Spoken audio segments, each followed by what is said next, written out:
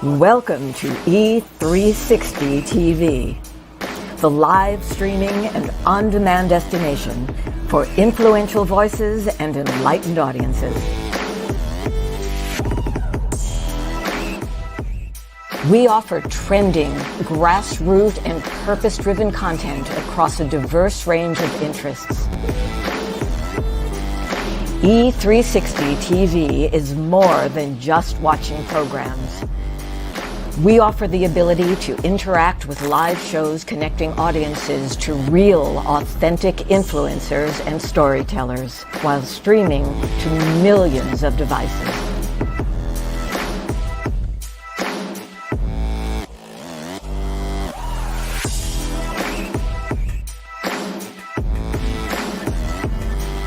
Real experiences. Raw conversation. One destination for it all. E360 TV. My name is Dr. Kent Mercado, and I'm running for Congress. For the past 25 years, I've served the 11th District as a physician, an attorney, and a humanitarian. I'm running for Congress to have a larger impact and to bring your voice to Washington. I've visited every county in the district, and I've met with thousands of people, listening and learning from them about their concerns. I found that family values and kitchen table issues are what's most important.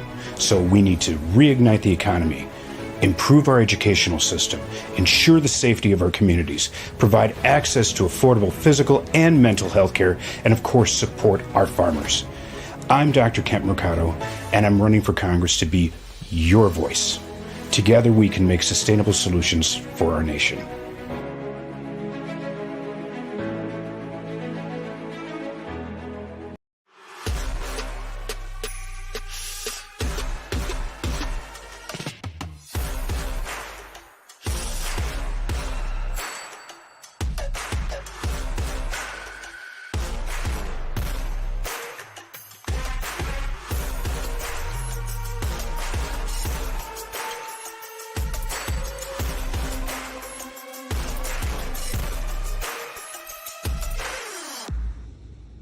You can navigate the legal and emotional journey of divorce and exit a marriage the way you entered it, with mindfulness, love, and respect. Solace Divorce Mediation is a full-service law practice helping couples focus on the health and well-being of children and their forever co-parenting family. Our streamlined divorce journey offers flat fees with an estimated completion time frame of 2 to 4 months. If you or a friend need us, visit solacedivorce.com.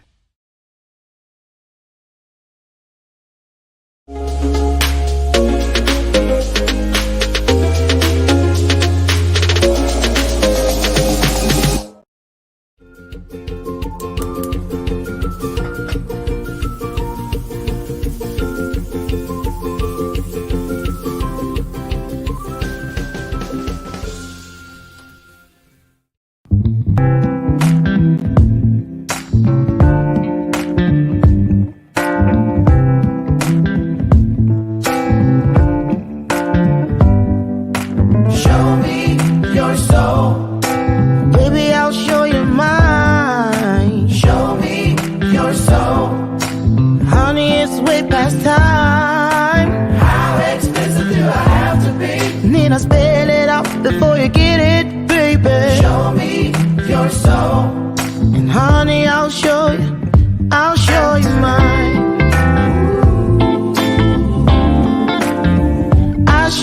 mine.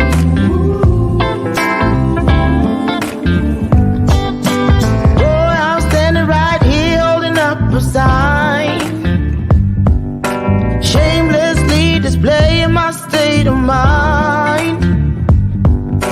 You walk right past me, pretending like you don't see what's yours for the taking tonight. Good morning. I'm trying to find the show on my phone so I can follow along. And you know those days, y'all, when it seemed like that's what I'll tell you how I know what's going on. those days when everything seems to try to get in your way. You know what I'm saying? You as soon as you put your feet over on the side of the bed, you step on something. Then when you get up, you stump your pinky toe. You know, you burn the eggs, whatever. I'm gonna tell you something about those kinds of days. Because I'm still looking. I am encouraged when that happens. Maybe not right in the moment, but slowly but surely, because I'm always what I tell myself, and I'm gonna tell myself that right now because I can't find what I'm looking for. Where is it? There we are. Okay. I tell myself this. What could be so wonderful around the corner of the next minute, the next hour, later in the day? What is it that is so good that the enemy is trying so hard? The enemy is trying so hard to get me, knock me off my square. See, the trajectory of where we start and how we start anything determines how we move through that everything. And the enemy knows that. So I tell him, look, Cletus, and that's how I talk to him. I talk to him like he used to try to talk to me. Trick no good, sucker. Out you go. To the left, Felicia. Right. To the left, like Beyonce used to tell him. So listen, if your day seems to be trying to start off rocky, strap it on, buckle up, and get on through it, right? You can't have a testimonial if you at first don't pass the test. So look at it like that, won't you please? Took my last allergy pill today. I'm hoping that means the allergy season is over for me. If not, I'll be back in the line this weekend at CVS getting some more Claritin. So how are things shaping up in your neck of the woods? Happy Friday to you. So excited to be here with you again. It is a blessing. And I just want to remind you guys, because we are halfway through the month of October, but should you be in the grocery store and you look over to the magazine rack and you see this thing sitting on there, please grab a copy of the Los Angeles Tribune magazine, because when you do, I promise I ain't gonna keep doing this all month. I'm not, but I'm doing it for a minute because it feels good. We're in there. There we are. The Legacy of Hope tour when we went to Romania back in May. And so we are featured in there. And I'd love for you to read the article. And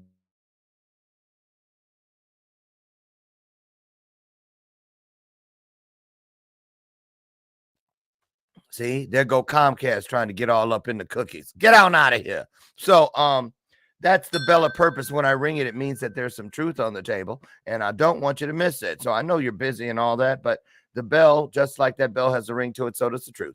So when I ring it, it's like, oh, something going on. Drop it like it's hot, right?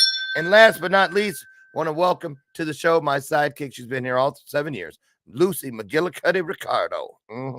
And if you're wondering what I'm having for breakfast today, it's Cheerios, no banana. I ran out of bananas, didn't go to the market yet, but it's those holiday ones, pumpkin and spice.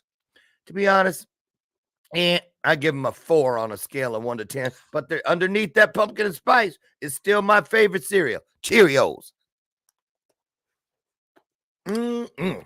Delicious. So, first of all, y'all, I owe an apology to today's guest. All this time, and I have it written down. We have it in all of our paperwork. We have it spelled correctly. Tabathia. Tabitha. And I put the people that made the flyers, because I sent it to them wrong. It ain't their fault. Tabitha. And I said, boy, if she had a quarter for every time her name got messed up, she'd be richer than Oprah.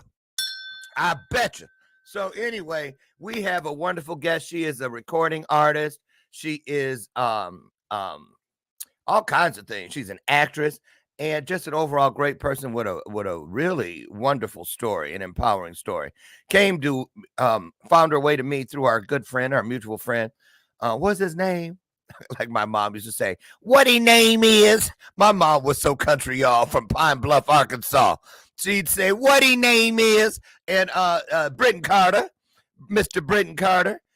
So he is a connector. He's a director, an actor himself, won lots of awards. And we worked on the movie Heathen together. And so I'm so grateful that he put me in touch with this wonderful woman. We're going to get her in here. I got a surprise for her, too. I got something for her. Right. So you guys put your hearts on the screen because she's never been here before as we welcome our good friend, our new friend, Tabitha Porter. Here she comes.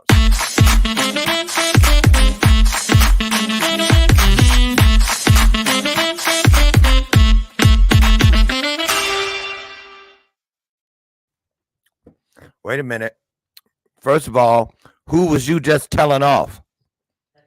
I saw you. I saw you told somebody, get out of here. My mother walked in with her phone blazing. Your mother? Ooh, you getting a whooping when you get off the show. No, she's gonna spank me. She's gonna spank Tear me your good. ass up. But you That's know, okay. She has a lot of experience with kids. She I bet fostered over 500 kids, so she knows what to do with me. she fostered over 500 kids. Over 500 kids and over a span of 40 years. Oh my Lord, she needs an award.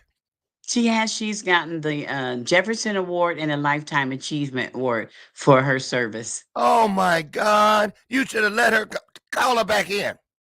I will. I will, because she's promise actually a big part of my story. Will we get to meet her today? Hopefully. Yes, you will. Okay, you look great. You do. I'm having a hard time hearing. I know she can't. Something's wrong with her volume, y'all. She don't know how to turn it up.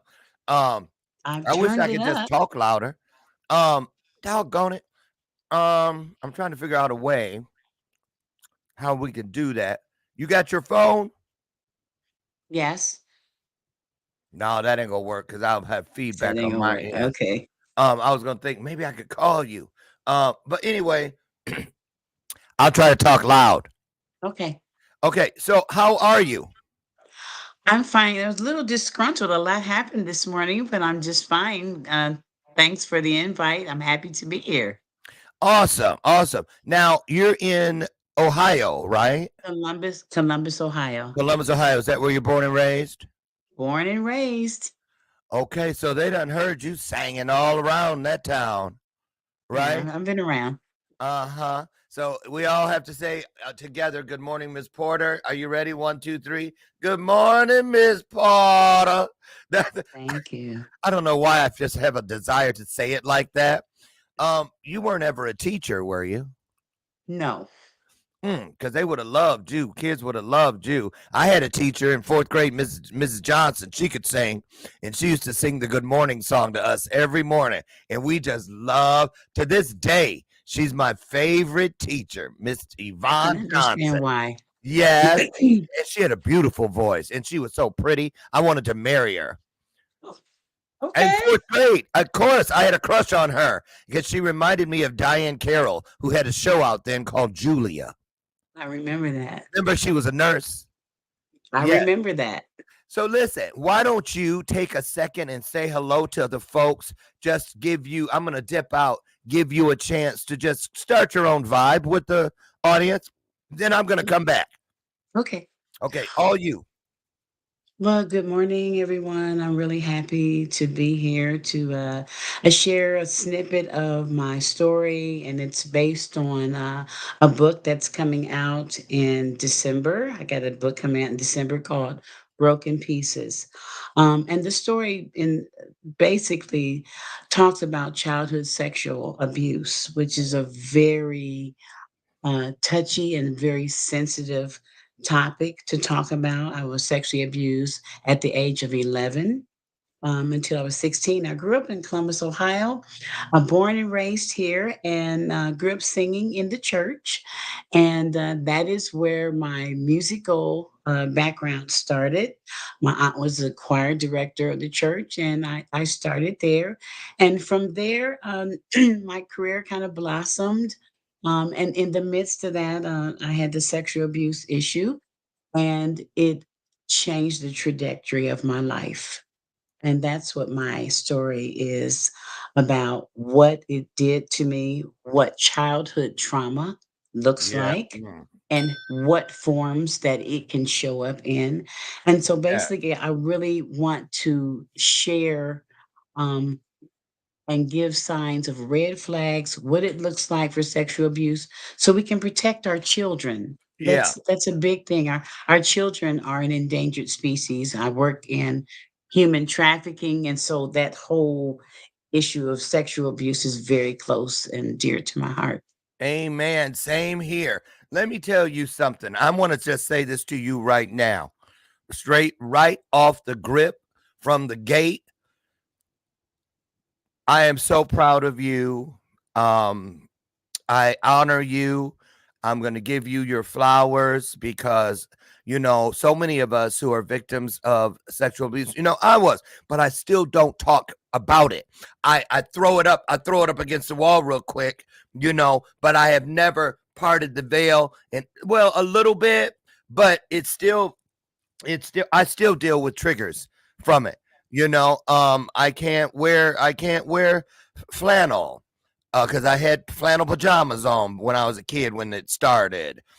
Things like that people don't realize, but I just want to let you know it takes a warrior to really go back to the scene of the proverbial crime time and time again, to open up that wound, remove the sutures. And so I honor you because I haven't do that yet. So I really do honor you. And we Thank need you. to have these conversations from the inside out. So thank you for that. But I want to, before we get into the deep stuff, I found something. Not only do you sing, look, she worried now. Don't get scared now. It's out there. I found it. Oh, Remember when you was in St. Louis in 2022?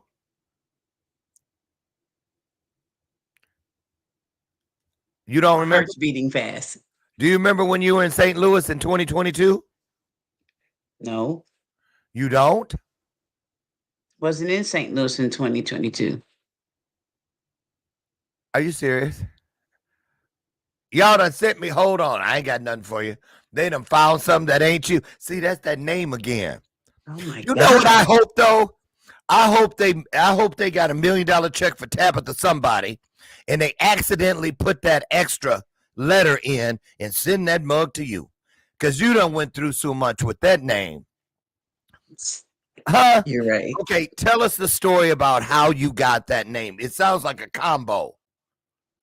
So, Tabitha is the Greek pronunciation for Dorcas. And Dorcas is my mother, who was a biblical person in the body, and she was in the Bible. Yeah, And she was a Dorcas. seamstress and she sewed colors of royalty, purple and gold. And so, my grandmother named my mom Dorcas, and I ended up with Tabitha, which is the Greek pronunciation for Dorcas. Now, not only does it have that extra letter so people think it's Tabitha, but say it again, Tabethia. Tabitha. But it looks like Tabathia. It looks like Tabithia. And so there's 40 going north, all kind of directions. They gonna mess that name up. Yes. So what do you do? Just smile and nod, or do you correct people? And then I asked them to call me Tibby I was gonna say you need a because nickname. that's my nickname. And Tibby. that's my stage name. Yeah, Okay, so Tibby it is. Tibby it is. Okay, so let's get. Do you have any? Do you have any kids? I have a daughter who's 25, just graduated from college and is on her way to law school. And yeah, somebody got to keep me out of jail. I So know that's right. and I have a son who's working and is a father and has custody of his son and raising his child, a single parent. And so I have 4 grandchildren, and so they keep my life busy. And I'm gonna tell you, you're just so beautiful. I love your smile. You're Thank just you. so beautiful. I can just look at you and tell you can sing. But I want to ask you this: when you first held, which one is oldest? Your son? My son is the oldest. Okay, when your son was born and you held him for the first time, and you were alone. You know how mothers be alone with the babies and stuff. Did you look down and promise that you were going to protect him from people like the ones that had, you know what I'm saying? I've heard so many victims of sexual abuse, childhood abuse.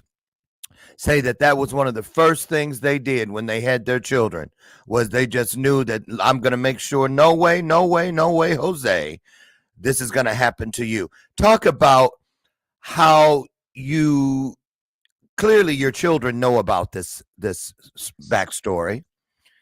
I want to start here. A lot of people, when they bring it out of silence and they start talking about the abuse, whether it's a family member or someone close to the family, that's usually how it is. A lot of them said that at first nobody wanted to believe them. What was your experience? Take us back to the beginning. My experience, well, the shocker of this, and I can disclose this part without saying too much about the book. It was my biological father, which made it catastrophic. Mm. And I was silenced and told not to tell my mother or she would be harmed. And so it became a secret that I internalized and made a vow to be silent. And I was silent until I was 16. Um, and the effect of that was catastrophic because you tell everything to mom. Mom is the go-to person, and if something's wrong in your life, you go to mom because mom is going to fix it. And I didn't have the ability to go to her because I knew she was going to be harmed, or I felt that she was going to be harmed because that's what he said. And so for me, mom was the word, and that's where the trauma began, not being able to tell my best friend. And I just, oh Lord, I just got triggered too when you said that. Because that was what my first abuser used when I was in foster care.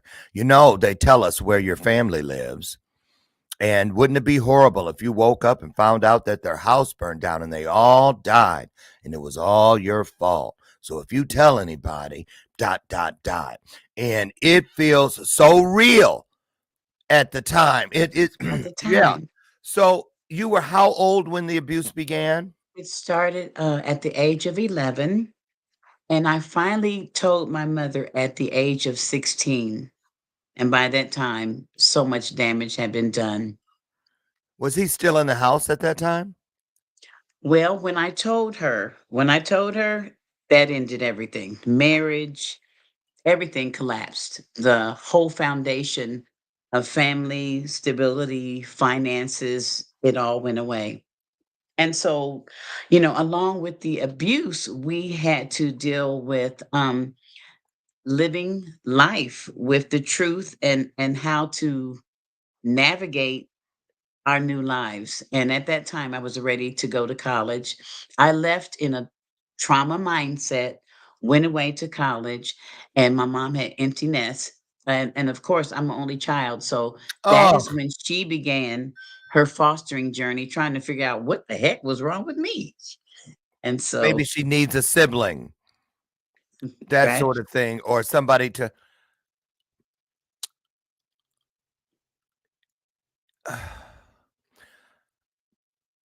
I just got to say this. One of my divine gifts is I'm really an empath. I am. And I'm telling you, now I understand why I was so dead set on honoring you at the very beginning because I was kind of questioning myself seriously inside when I was saying it all because I was like, well, she ain't the first one come on here talking about, but now I'm feeling it again.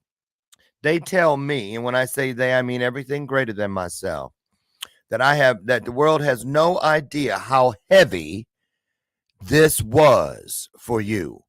And the more you talk, the more I get to understand. The only child, the glue to the family, was just if we were to call it grout in between the many tiles of the family dynamic.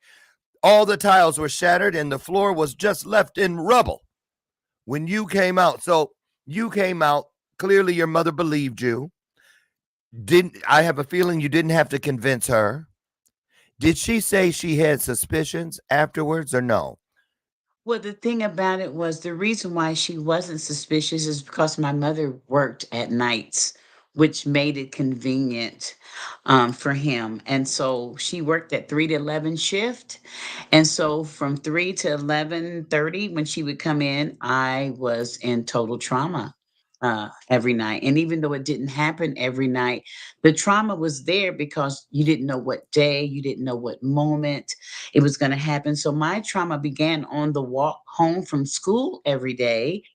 Walking home, that's when it would just kind of cover me. And by the time I stuck my key in the door, I was a train wreck because she was gone to work.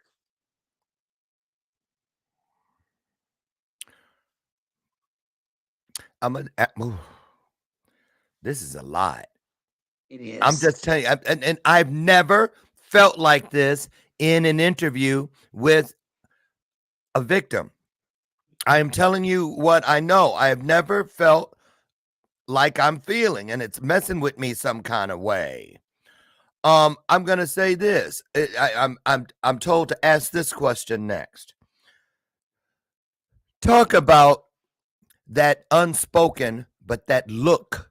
You know how when your perpetrator is across the room and they say the room is full of people or something, and you catch them looking, and they send you that they send you that message through their look.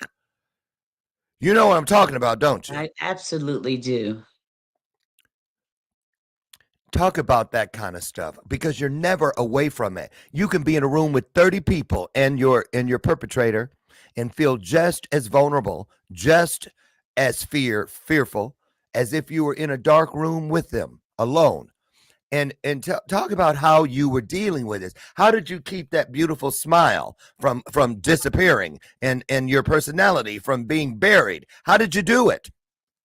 I didn't smile as much those days. And there were a couple of things that allowed me to probably not be in a mental institution, even though I was in a terrible mental health place. One was my belief system in God.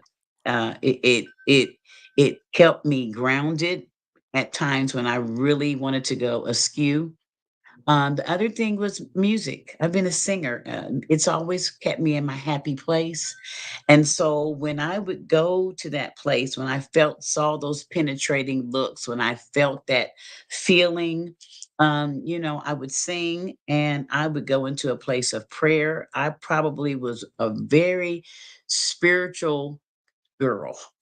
uh, for a young child to For have a such a young girl, strong yeah. belief in God, and I just kept believing that one day He was going to snatch me out of the grips of this pits of hell that I was in, and Amen. and it was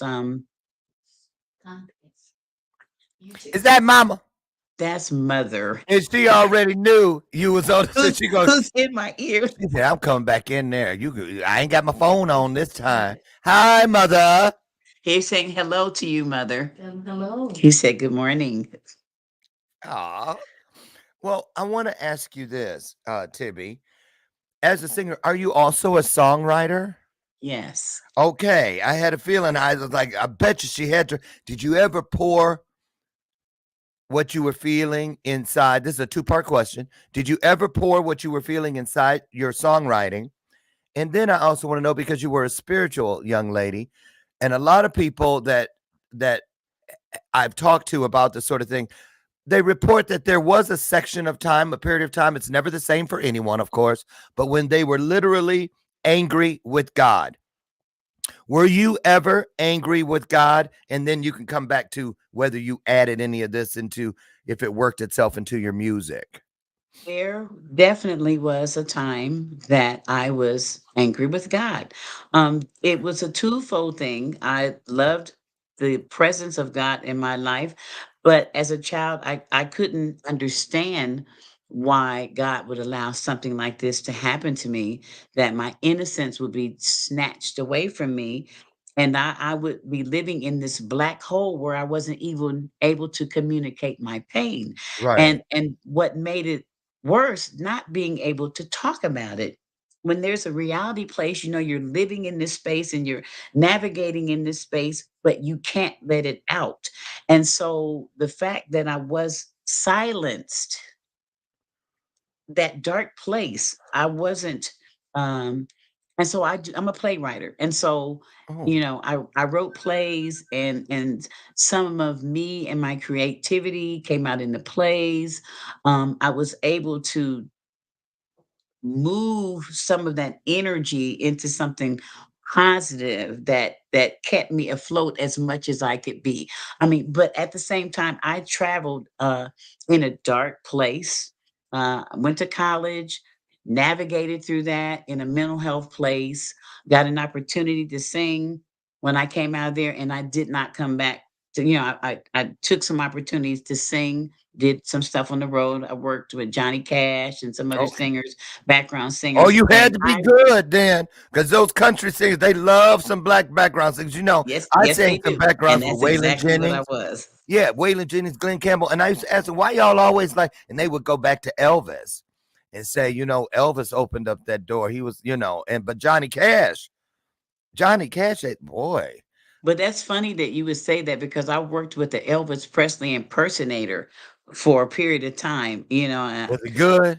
I knew all about them blue suede shoes. I know that's right. I know that's right. Listen, I want to And ask you. so that, Oh, go ahead. just the fact that I was in the music industry connected me to stuff that, wasn't good, and drugs was one of them. And I was running. I was running and dodging my feelings, and mind you, I had gone such a long time without speaking. When I was able to speak, I couldn't, You could. like Yeah. I couldn't get the words out. And then who's going to believe you? I mean, he was a deacon in the church, he was a public figure, he was a mentor, and I knew that nobody was going to listen to me, but it was my mother. Man, she held it down for me. And I even know though that's right. back then they didn't really have mental health counseling back then, for sexual abuse, there wasn't a platform, it wasn't a Me Too movement. I was just stuck. And she was trying with everything in her, taking all these trainings with sexual abuse, trying to find out what the heck was wrong with her child. But in the process of that, she ended up healing so many kids. 500 girls That's came to her home, amazing. and she touched their lives and their spirits and turned them around, and she followed them. And that love that I saw, some kind of way, it poured on me. And when I came home, I started doing foster care myself. And then something changed. I mean, and during that time, I got on drugs, and I was masking the pain the best way I knew how, and I wasn't doing a good job at it. But my mother was, when I can tell you that she was a shining light in a dark Hmm. place. I mean, she was my beacon of hope, and she's the reason why I'm standing I know today. that's And now we stand together, with a yeah. voice. That's beautiful. That's beautiful. Know what she should have. No one. She knew she was supposed to be on the show. That's why she came in the first time. Yeah, Let me she's ask here. you. She's sitting right here. Okay, good. We're gonna get her on Yeah, camera. we're gonna get her on. Yeah. Let me ask you this about because our culture, African American families, we have this unspoken well, no, it's not unspoken, it's spoken. What happens in this house, stay in this house kind of deal. And and I was thinking this even before you gave all of the accolades regarding how your father's position was in the community, in the church, in the family. This is the kind of thing where people are going to say, I don't believe it. Not him. No. And all of a sudden, your world is different. Talk about that. How was it? Because your mom didn't play. I bet you within minutes he was out the door. And so all of a sudden, what happened to? How come we ain't seen? Where is? And then so it keeps coming up, keeps coming up. Every holiday is different. Every dinner, there's a chair with no seat, with no person in it, where he used to occupy. You can smell his aftershave. You can, you come across things that got left behind. How did you deal with this never ending story? Because it's still never ending, because you're still talking about it, still living through it, still healing through it, but healing others with it. Talk about how you got that Um, traction started, that momentum. that part was hard. That part was really hard. I didn't want to, first of all, as a child, you don't want to have to explain something like that happening to you. And my mouth was silenced for so long. And I had asthma as a child. And so, my asthma flared up in my younger years in a way that really nobody could explain. I understand it now, Uh-huh. but back then I didn't. That everything that was going on with me was kind of contained in this ball of what was happening with me. My emotions, I was overweight, I was overeating. All these things were kind of unexplainable at that time. You know what I mean? I do. And so there was just this big bundle of stuff going on inside of me that I really at that time I couldn't let out. And even though I told my mother, what he did, I told her enough to get him out the house because I knew that if I said one word and she made some moves and he was never there again. Um but there was a side of me that was torn because I felt responsible for the marriage being wrecked. Of I course. felt like it was my fault. The finances were different. I was in private school. I had to go back to public school. Everything changed in our life, and I felt responsible for it. You know, uh, Were you you know, always saying, I'm sorry, I'm sorry, I'm sorry? I know, I just heard that over and over and over and over. over and over. And it took a lifetime for me to even understand that I really was the victim because I took the blame. And it was hard to get on the other side of that. Took a And lot. and being Took a so lot. close to your mother, I bet you did you ever lay there, Tibby, in bed and just say, "I should have kept my mouth shut. Look what I've done." Look what I've done. Oh, I can't even imagine. There's that heaviness I was feeling at the beginning. I'm sorry. No, don't be. It's just, what I think this is for me, what's coming up, what I'm hearing is that people need to understand this. And I think you need to hear this. I hope you know that what you dealt with is literally harder than someone who has had to deal with the death of a parent. Now, I know a lot of people say, how can that be worse? It is. It is. It is in a lot of directions harder But than the death of it a parent. changes every single thing of your life. It changes how you trust. It changes how you view relationships. It changes how you deal with sex. Every component of your life is touched. You know what I'm saying? And so it makes it hard to navigate through what regular life is supposed to look like, what Yeah. relationships are supposed to be, how you're supposed to interact in relationships. You know, my trust was down the tubes. I didn't trust a man. I didn't function normally in relationships, in a sexual place. I wasn't normal, you know. Right. I was Right. afraid, but I wanted to be normal in a relationship, so I went through the act, but I navigated in a different place because it was putrid to me. Sex was not good for me. Um, but I wanted to be in a relationship, and so I had to navigate in a way that just wasn't comfortable for a very, very long time. Oh my goodness.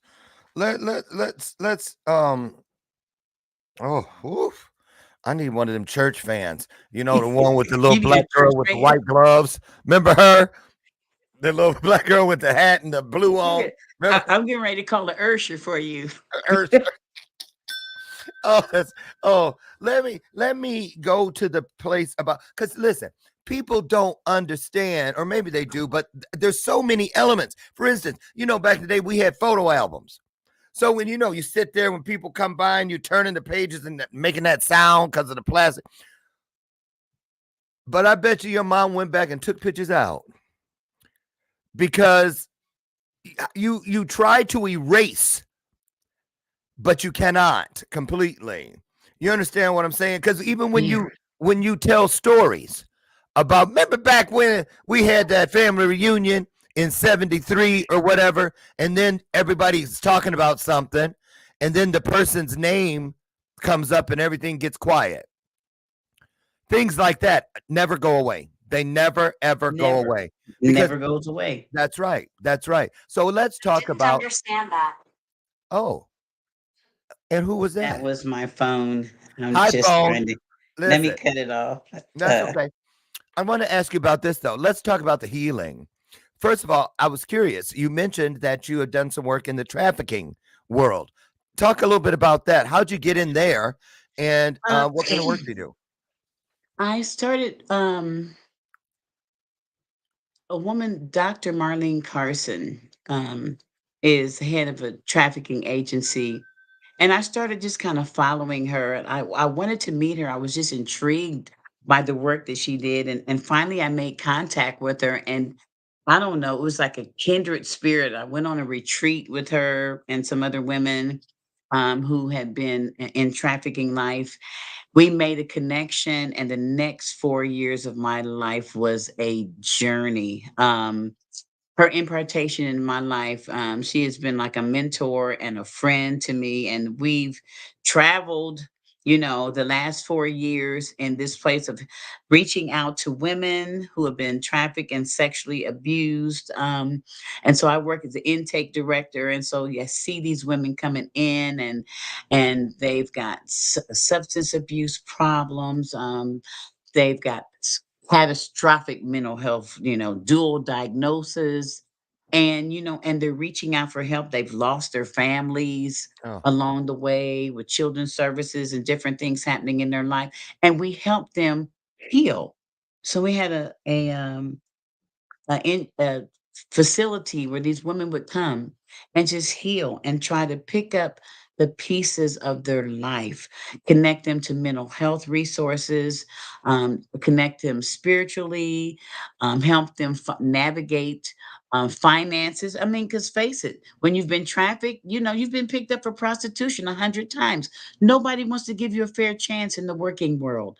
And so we teach them entrepreneurship so that they can get businesses of their own and navigate their finances in a way so that they can get their children back and yeah. and take care of their families and pick up the pieces of their life. And I tell you, it's a gratifying thing to watch. Everybody doesn't make it back, but the ones that do, you just feel grateful in your heart for having an avenue that's there for them to come to and heal, because that's Amen. the whole thing. You're not whole until you figure out those roads of recovery so that you can heal. Because we band-aid those places, but that's a festering sore, and it oozes out around the side Woo. until you come to a place of healing. And that is, I am telling you, it's a hard place to achieve. It's Yes, it hard. is. It takes And work. I You am have to really roll up telling your sleeves. you. Yes, yes. I'm gonna try to get you to sing, right? Okay, okay. Look, what about you though? I think, well, I know, but talk about it. When you work with these women and they look at you and go, and you share your story, and you heal through them like they're healing through you. And I can only imagine how shocked they are when they look at you and go, you, I would have never thought you, Exactly. right. And then they get what they need to become who they already are, in their mind. And so that's wonderful. And that's not an easy thing. So let me ask you, Tibby, did you know when you started this work that it was going to perpetuate even more healing within your journey? Did you think it would be easy to constantly tell this story about your abuse? No, I cried every time for a couple of years, and I still do, because some of that, there's peace. Even though you move to a place of healing, there are still raw spots. There are still triggers.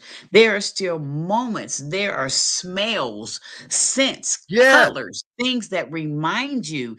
And those, when I was writing the book, I mean, there are chapters in the book where I would curl up in a ball and be in a fetal position, and I would have to get myself back together in a day or so I could go back and write. So those places, those wombs, they open up sometime. Even in your place of healing, you still get triggers. You still get moments where you feel it and it hits you like a ton of bricks. And so, but the foster care process was the first thing that started the healing because I saw my mama pour out so much love to those babies. Oh, And even though now she's 85 and she's retired, those kids, they still come back and they bring their kids, and their kids are our family, and we're grandma and great grandma. And we see them, and they, even during COVID, they would just come and put their hand on the window because oh, I couldn't let them in, but they would just want to touch the window and my mother touch it on the other side because that was their connection to mom. She was mom. She was grandma. Their kids were our kids. And it was hard during COVID to separate ourselves from those kids because those are our babies. We love them and they're grown now, but they're still our children. right. Yes. I just well, I got it right here. And this is something I'm so grateful that we get to share with people. Just last weekend, I was with my final foster family, where I left their house at 19 to go out to pursue a year on the road with people. And I remember they told me that man right in the middle and his wife Pat were in the cemetery because we were visiting her. This had been 40 years since all four of us were together. 40 years. And they said to me, go find your dream, Lauren, go find your dreams. And no matter what, if it works out or not, you always have a home with us. And I'm gonna tell you something. When I got that Presidential Lifetime Achievement Award last year, and I never even unwrapped it.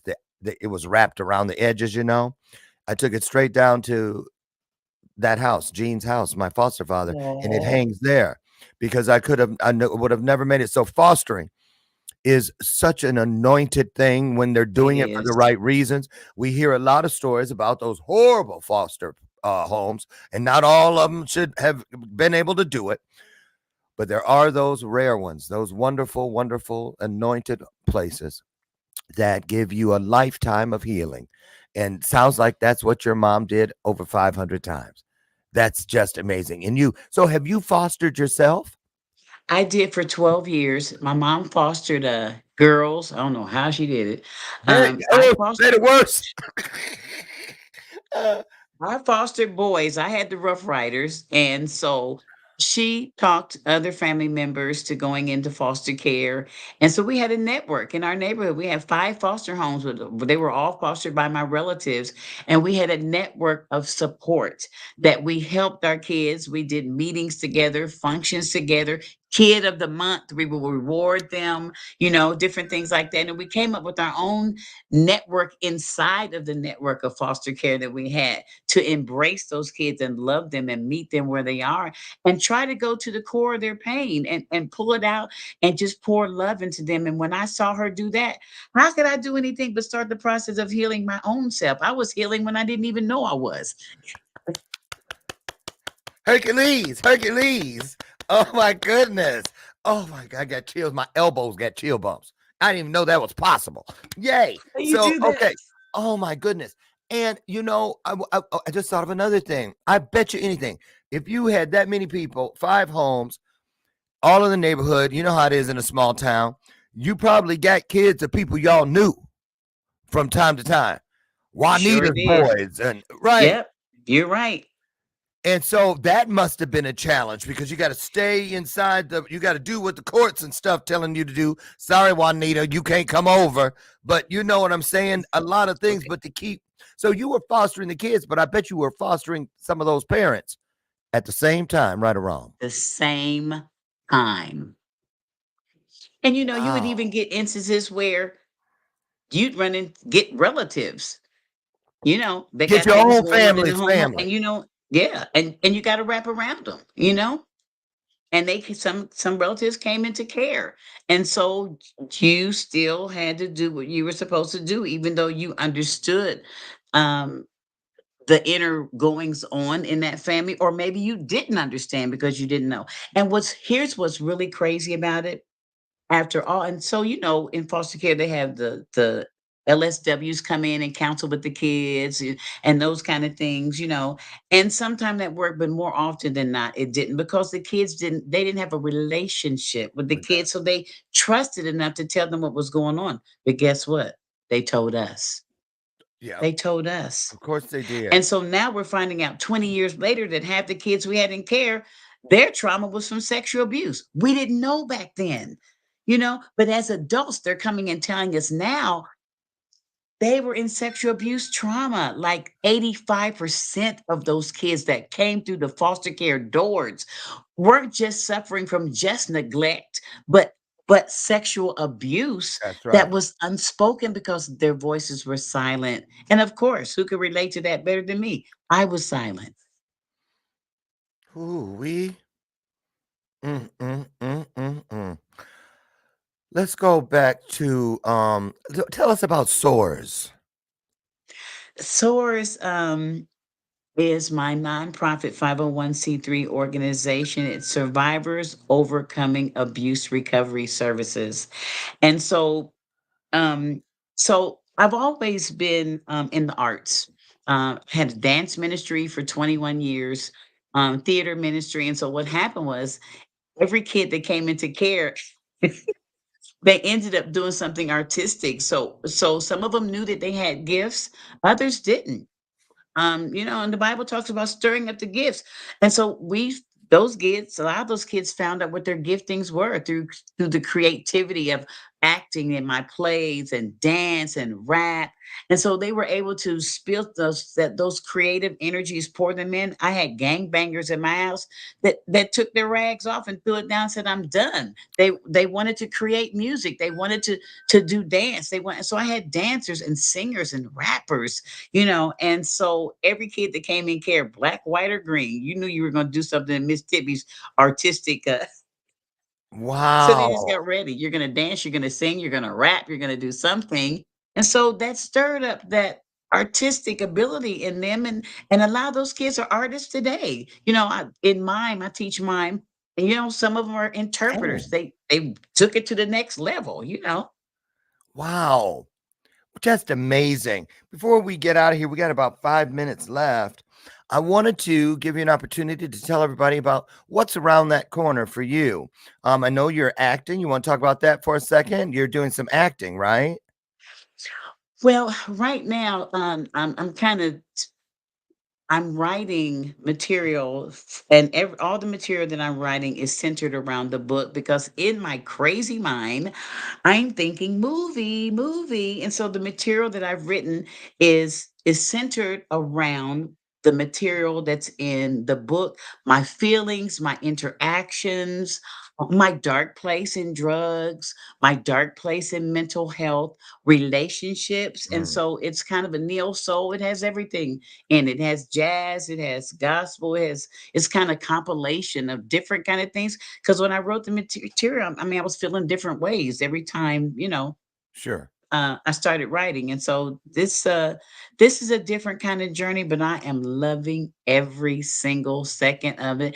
And my mom is here to see me transcend my trauma. That's the biggest thing here is, Right. And that's I'm and not that's on for her drugs healing too. anymore. Yeah, Yeah. I'm not on drugs anymore. I'm not totally crazy, you Right. know. Exactly. Thank you, Jesus. Right. Um, where is mother? Mother is right here. Tell Come her to here. come on in here Come and here. say Come hi. on, mother. You You gotta guys, come here. the book is coming in She's December, going, no, no, Broken no. Hold Pieces. on. They want to Mhm, see and you. Take that we're thing gonna off. Go let you ahead. guys know where You you got can get 5 the minutes copy left. of Tibby's No, book. just go to the chair. Sit down. Look, she did. Look, Oh, look, don't be scared. hello. Okay. Oh, She doesn't hear well, so I'm gonna have to interpret for her. yeah. Well, tell her she don't got to talk. She look good enough. She can just sit He there. said, "You ain't got to talk. You look good enough." Oh, Thank you, tell her. Look, thank you. let me just say thank you, and thank you again for Thank you for foster. He was a foster child. for Oh, 6 years, and wow. so 22 Yeah. homes I I had. gave 40 years of fostering for over 500 youth, teenage girls, troubled girls. I took, and my main reason is because of what happened to my daughter. I felt the guilt and shame of not being there to support her. So I took all of that energy and poured it into trying to save these girls. That is amazing. Thank you. Thank you for showing us that it is never Said about thank you. just one Oh, thing. I mhm. applaud you. Thank you. Thank you. Thank you. Thank you. Oh, Tibby, come on back in. Both of y'all can Okay. sit there because we're out of. Bye. He said Oh, bye-bye. Bye-bye. she looked like she could sing too. She can sing. I already knew. She can sing. Oh, Don't you start nothing. I saw that yeah. you could sing too. And I did a little delving myself What? and I saw your music. Oh Lord. I couldn't resist the temptation. You know that. One singer to another. Are you kidding me? I heard your song. I loved it. Oh, thank you. Thank You're you. welcome. Listen, I know December isn't that far away, but when the book is about to be released or has just been released, I would love it if you would come back I would so that love we can to. do another show just on Broken Pieces and maybe Okay. read some excerpts and lead people to where they can pick up their own copy. Please promise me you will come back. I promise. I promise. I would love to. I'll be upset if you don't call me. Oh, when is the book due out? It's coming out. It's going to be out in December. They're saying mid-December. So it's, you can buy that book, Broken Pieces, for a Christmas That's gift. what I was gonna say. So we're gonna have Tibby back here before Christmas. That's a guarantee. As a matter of Thank fact, you so much. you're welcome. Matter of fact, hang out backstage. We're gonna get you booked for that now.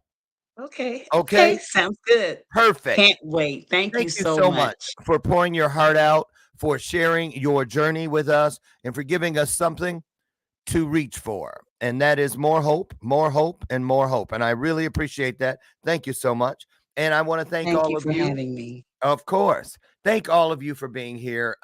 Couldn't do it without you, nor would we want to. Come back Monday morning. God willing, I'll meet you right over there on the front porch. And we'll start our week together with another illuminated conversation. Being able to pour into each other in every day next week, God willing, because we are trying to find our highest selves. We are trying to ease as much suffering in this world as humanly possible. And as long as we remember we are never alone, it is the power of we, not the power of me.